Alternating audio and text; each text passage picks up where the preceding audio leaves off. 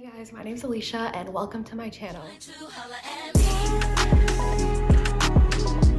today I am going to be doing my recent reads wrap up. So this is going to be my April wrap up, but it is still about a week left in April. So there are a couple books that I'm still in the middle of.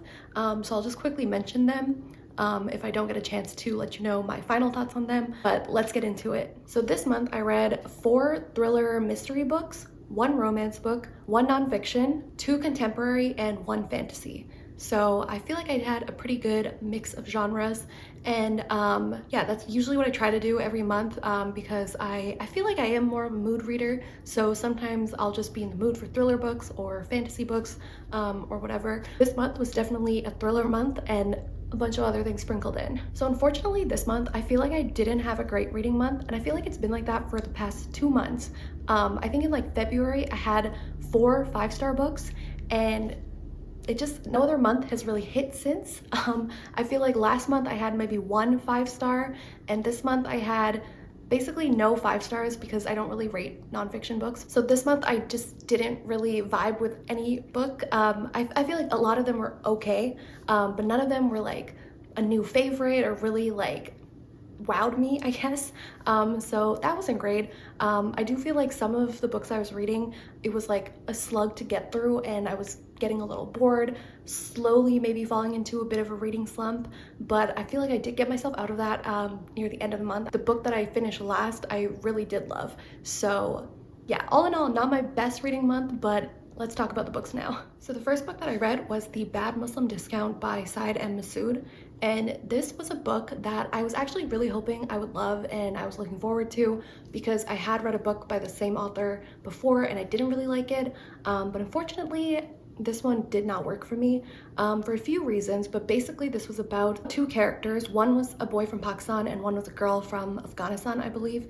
And so the boy ends up immigrating to America with his family, and it was sort of about his struggles with being an immigrant child, his struggles with like his religion and his faith, and just I guess growing up. And then the girl from Afghanistan, she ends up being a refugee and comes to America, and her story was much more, I guess, heartbreaking. There was definitely some trigger warning stuff in here. She ends up having a bit of a traumatic past because her brother dies in Afghanistan and she has to leave him to end up coming to America.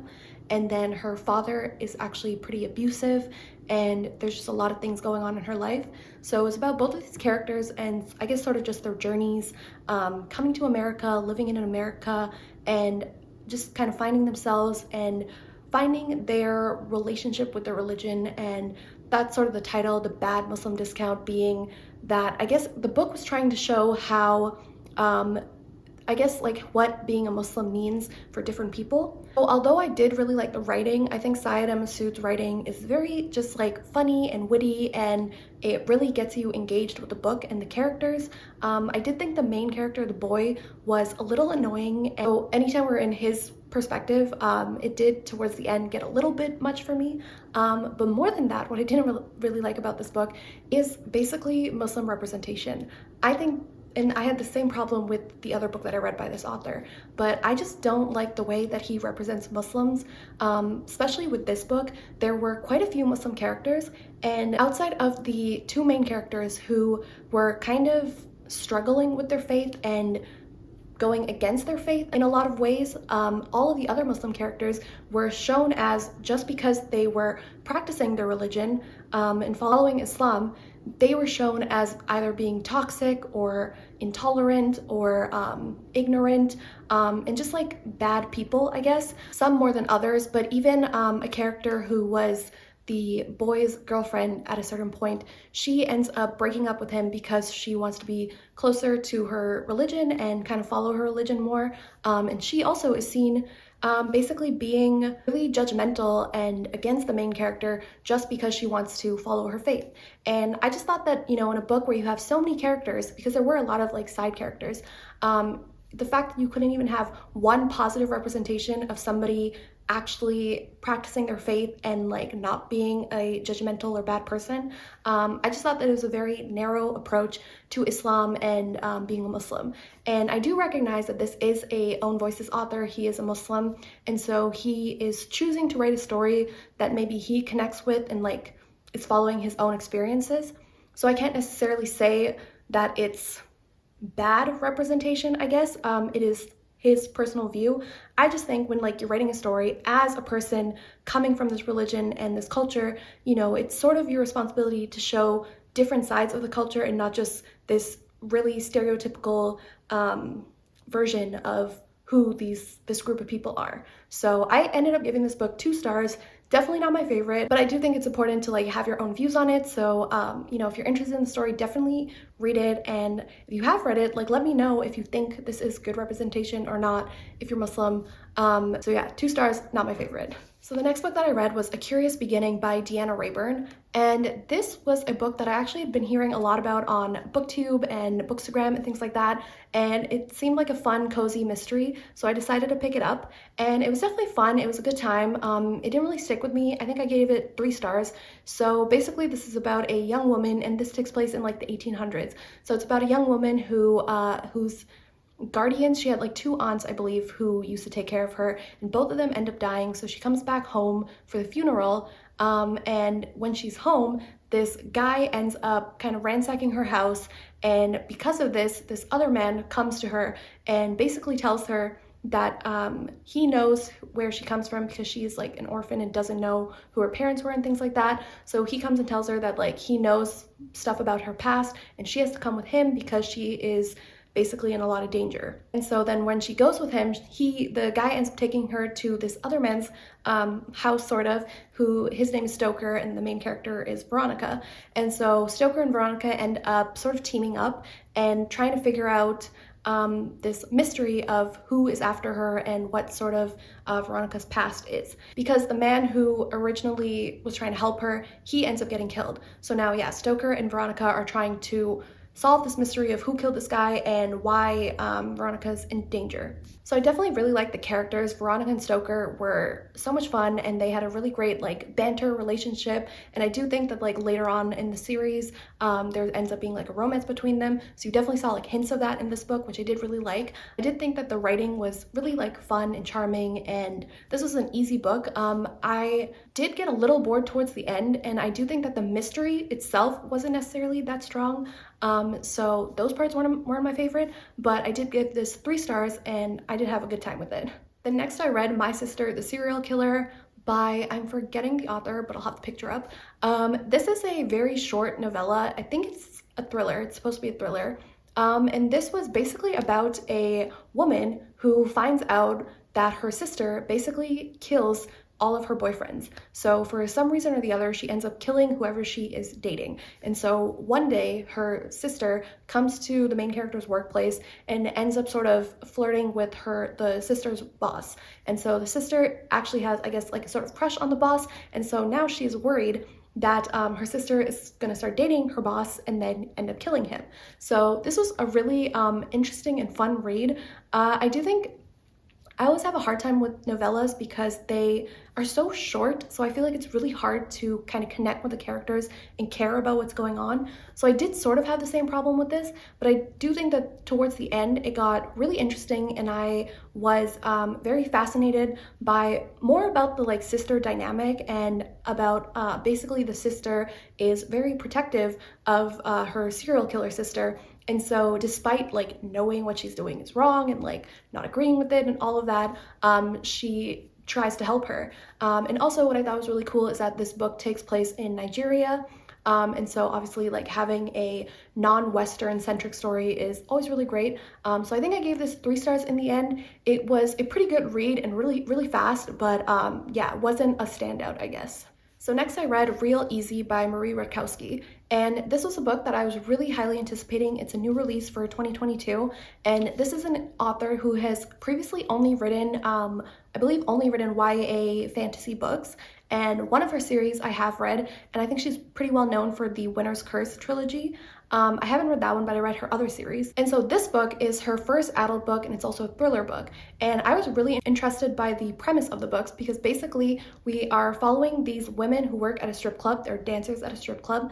And basically one of the dancers ends up getting like taken and then killed. And then another one is like kidnapped. So we're actually following quite a few characters who are either dancers or detectives or even like some children of the dancers. So there's actually a lot of perspectives in this story, but we're basically, the setting is the strip club, and it's this like small town, I think in like Chicago or something. And so this had like really great vibes and like atmosphere. And it was a book that I really hadn't read something like before, like a book that takes place in kind of this like stigmatized world of strippers and dancers and things like that. But I think Marie Rakowski did such a good job of like humanizing these characters, and like showing that these are, you know, real people with real issues, and making them all really complex and interesting characters. So I really love that. And I did actually really like the mystery aspect of the book. I also personally, I do like when like stories have detective perspectives, because I think it's interesting seeing the other side of the mystery and like how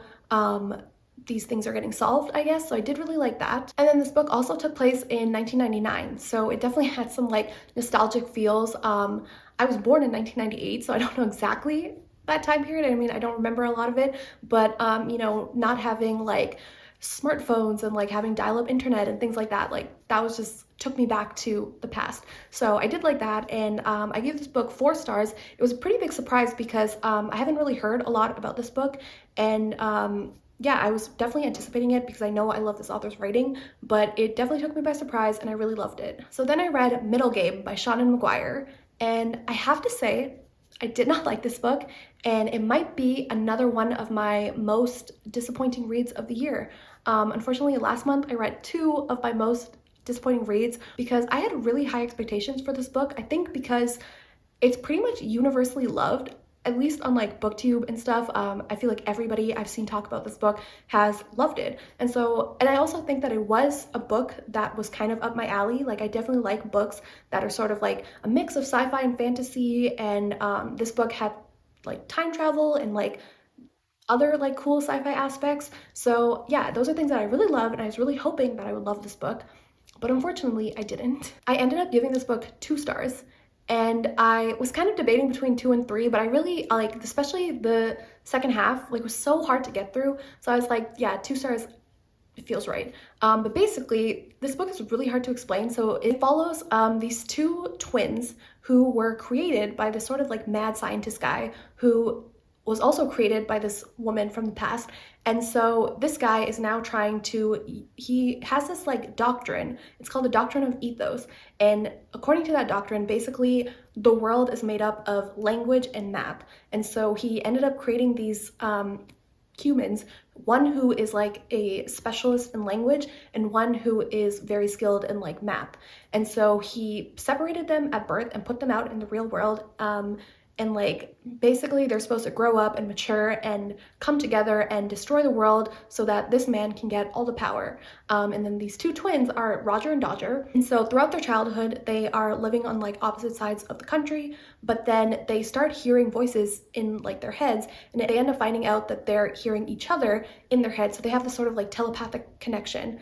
And so then we basically are following them throughout their lives as they're growing up, and coming to terms with the fact that like there's something special about them.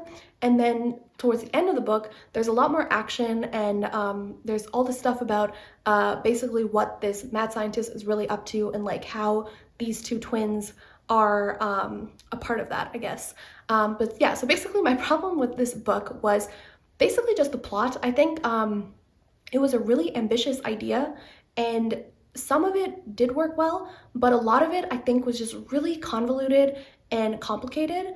And I think based on Seanan McGuire's writing, I think I really just don't like her writing, because I have read the Wayward Children series, the first book in that, and I think it was the same thing with that book. I think I gave it like 3 stars, but I didn't really love her writing. And then in this book, she just has a really over the top way of describing things, and like there's like something may be happening and she'll take like a paragraph to just make that one point. So a lot of the times I ended up just like skimming paragraphs because there was a lot of, I guess, just like flowery descriptions and writing, and I don't know, just that style wasn't really working, especially with this kind of book when it was so like dense and heavy in like the actual plot and what was going on. And like I said, especially towards the end, there was just so much going on that I was just lost a lot of the time. And then in the middle and like towards the beginning, a lot of the book was just about Roger and Dodger kind of growing up in their day-to-day lives. And I have found that I really don't love books that are just like about mundanity and like basic things happening in somebody's life. I feel like I do need a little more action throughout. And basically in this book, all of the action happened in like the last 50 pages. So I also felt like some of the pacing was off because so much of the book was very slow and methodical, and we were really getting into these characters. And then the end of the book was like so fast paced and so much happening. And then lastly, another thing was that I just really didn't connect with the characters. I think both Roger and Dodger on the surface are really interesting and have like, it's a really cool concept, but I just didn't care about them. And unfortunately, I think like this is definitely a character-driven book. So because I didn't care about them, I couldn't really get into the book. So yeah, 2 stars overall. I am not sure if I even want to continue reading Shauna McGuire's books. I just feel like they're not for me. I do know that she has another book called, I think, Into the Drowning Deep, and it's by a different pen name, Mira Grant. So maybe I'll give that one a try. But if it's like the writing, if I just can't get with the writing, I feel like I'm not gonna like the book. But we'll see. So then I read a nonfiction book called White Tears, Brown Scars by Ruby Hamad, I believe. And this is a book that basically is trying to tackle white feminism and sort of the issues surrounding how white people, especially white women, can kind of negatively affect brown women, black women, like people, women of color, and through like their type of feminism, how that negatively affects women of color. And so she talks a lot about kind of this concept of white tears and how white women sometimes can kind of use their own emotions and like their own needs and things to put down what women of color and just people of color are trying to advocate for and talk about. So she definitely, I really like this book because I think it wasn't too like lecture-y and like fact pushing, if that makes sense. Like it wasn't as if I was reading a textbook or like I was just getting too much information. There was a lot of like personal anecdotes, and there was I think the author basically, I think she did like interviews, or at least she had a lot of different people's perspectives. So a lot of just people of color, women of color, that she interspersed in the book to show different situations and how other women in the world, like the whole world, would deal with these situations. And I also really like the fact that it was a pretty, like a very global approach to this, because she took examples from like all over the world, North America, Australia, Europe, Africa, Asia, all of it basically. There was like different women who were showcased and their stories were told. And I think it did a really good job of showing how some of these issues are really universal, unfortunately. So yeah, this was a really like relatable and informative and eye-opening read, and I definitely think that like everybody should read this. I think it's a very important topic, and it's very poignant to like current times. And so yeah, I don't really rate nonfiction, but this would definitely be like 5 stars. And so the last book that I have finished is Beartown by Frederick Bachman. This was actually a pretty interesting read for me because I actually started it in January of this year, and for some reason, I think I got like 10% of the way through, and for some reason I put it down, and I finally decided to pick it up again. And I'm so happy I did, because I ended up loving this book. It's definitely dealing with some very like triggering and heavy topics. And I think like the first maybe quarter of the book is kind of nothing to do with that, but then when the thing happens, the rest of the book is sort of dealing with the aftermath of this situation that happens. And so I just think Frederick Bachman is such a great writer. He does such a good job of really creating characters who, no matter who they are or what they're going through, you feel for them and you connect with them. And his writing style is just really charming and witty and fun to read. Like I said, this book definitely deals with some very heavy topics, so definitely look into the triggers for this book. But I do think that the topics were dealt with in a very like delicate and real way. And there's a lot of like messages about family and love and loyalty and like belonging. And yeah, I absolutely love this book. I think I gave it about 4.5 stars. just because I feel like the start of the book was a little bit slow, but once you really get into like the meat of it, it's so good and I absolutely loved it. So then I have 2 books that I'm currently in the middle of and I am for sure gonna finish this month. First is Fool Me Once by Ashley Winstead. So this is the same author as In My Dreams I Hold a Knife, and that was a thriller book that I read earlier this year and I absolutely loved it. And so this is this author's first romance book. I was definitely really interested in this book because of the romance in the other book she wrote, and I think she did a pretty good job of like writing that romance. But so far, I'm about like a little past 50% of the way through in this one. And so far, it's not really my favorite. I think this book actually deals with another kind of controversial topic. It has a lot of cheating. I have to say, I don't really like the main character, and I don't think I really like cheating in romance books.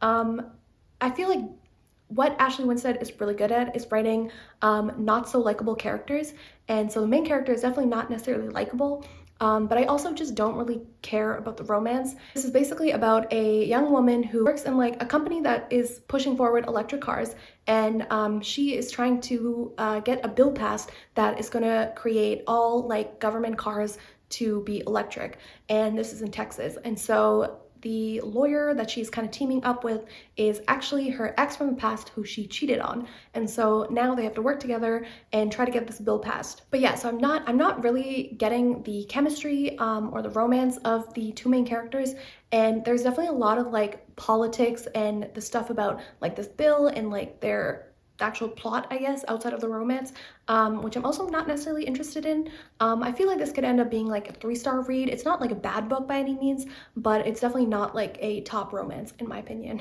And the last book that I'm in the middle of is The Club by Ellery Lloyd, and so this is a released thriller book, and it definitely has an interesting concept. It's about this rich kind of celebrity club that it has been recently opened on this island in the UK. And so it's like a famous spot for all these celebrities. And so it's the grand opening, and this weekend is happening where all these celebrities are at the club, and we are kind of following a few different characters who are on the staff of this club, so not the celebrities. And basically we start off the book knowing that something happens on like the last night of the weekend, and I believe it's like a murder. And so now we are going kind of back in time and seeing as each day goes on what sort of happened. So what I thought was interesting, which I didn't know, is that this author is actually a husband and wife duo. And so I just thought that was interesting. So far, I'm kind of like, I think 30% of the way through. So far I am really liking this, and I think it has, like I said, an interesting concept. It just kind of depends on which direction it goes. But yeah, I can't really say much about this book because I haven't gotten too far into it. So I will try to give you a little update about what I actually thought of it. So those are all the books that I have read this month, and yeah, not my best reading month. I think I only read 9, maybe 10 books, so it's definitely a lower reading month. And even though I didn't necessarily like a lot of the books that I read, I do think Beartown made up for it because that was a great read. It might even be one of my favorites of the year. But yeah, so if you've read any of these books, let me know what you thought of them. Let me know what you've been reading this month. Thanks guys for watching this video, and I will see you next time.